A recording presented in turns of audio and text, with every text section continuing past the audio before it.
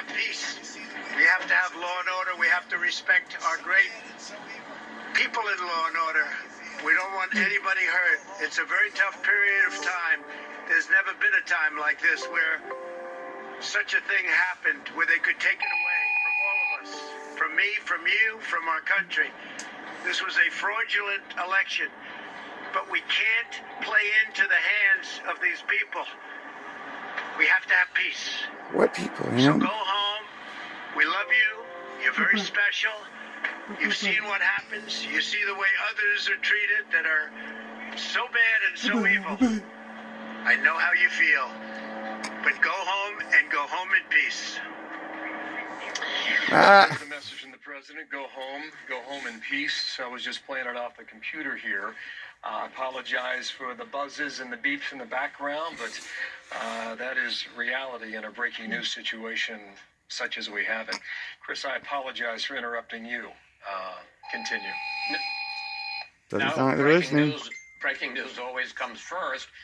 Interesting, the president's message. It's not necessarily the strong condemnation that I think a lot of people wanted and expected, but perhaps he knows his supporters better than anybody else, and knows that by siding with their sense of grievance but saying enough is enough, that'll be the most effective way. We'll see whether or not people leave or not. What I was saying is that I think Joe Biden put it in the right context of what we're seeing today and what it means when he talked about an unprecedented assault on democracy. This is not dissent. This borders on sedition. It's not protest. It's insurrection. Doesn't border. You know, for the president, and don't they need not States, their police if their police can't do anything in D.C.? At the picture on the left there, and you see where the American flag it's like your police are ineffective. That is the inaugural stand. Or your police are traitors. From today, Joe Biden is going to stand, put his left hand on the Bible, raise his right hand, and take the oath of office. And that's where protesters have run rampant. Why don't they arrest all these people where they got them all there? You know, so it is extraordinary, and it is, I think, fair to say, as Biden said, an unprecedented assault on our democracy. If you want a sense of it, I hope we have some pictures that I asked us to put up. At one point, they said that members of the House needed to put on their escape masks to leave the House, and we wondered what those look like. Do we have those to put up on the screen? David Trump. Let's go smoke a bowl. It's 420. From Maryland, put up some pictures. No, it's not that. that's some pictures of well, it's not that either. But in any case, he put up some pictures of him wearing a gas mask, and you know, there we go. And this is what. This is a duly elected member of the House, David Trone of Maryland, and this is how the members of the House of Representatives, one assumes the members of the Senate, were forced to leave the House chamber. He's there in the gallery above the House chamber at one point today, that they were forced to leave the chamber when they were performing their constitutional duty to certify the electoral vote, because of this mob that penetrated the Capitol. It's a pretty extraordinary thing, and I don't think that as tough as Joe Biden's words were about assault and sedition and insurrection, I don't think that they're overstated, Bill. I don't see any cops, though. I don't see any National Guard. I don't see anybody arresting the traitors. Be back with you shortly. Round them up. Just pin them in and make it a camp. With me as well. But don't let them out. Ladies and Katie, I haven't had a chance to talk to you yet this afternoon. I don't know where you are and what you've been observing, but let's bring you into the coverage and get those remarks first. Good afternoon.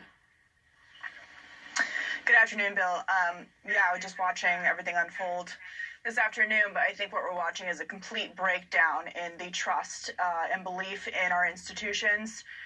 You have this playing out on Capitol Hill. It is very clear that the culmination over the last 4 years till now is what is resulting in this, with none of it being justified. You look at Joe Biden's statement, and it is tough, but at the same time, let's not forget that the DNC and the Biden campaign refused to condemn the violence and burning of our cities all summer long until the polling showed that. Yeah, but we had a point. Y'all burn down the White House and see what happens. Let's go. At the DNC convention. You guys are just traitors. We're actually Americans. As the vice president-elect and condemn the violence. He should, They are both bad, but there's a lack of credibility. Nah, here we're about when to it see comes what's to bad. This issue. Again, this is a complete breakdown, a nightmare scenario of a lack of confidence in our institutions in America.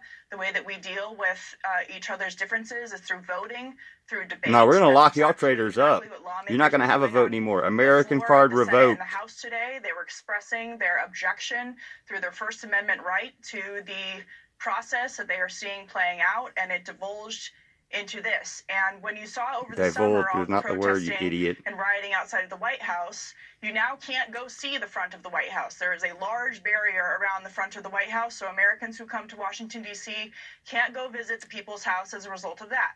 Now, I hear that after years of the Capitol being open and accessible to Americans, they will no longer be able to go to Or you their can just place and arrest speak every single one of those directly to people and never their let them out of jail for their entire lives. It is a fair point. And it's just a bad day.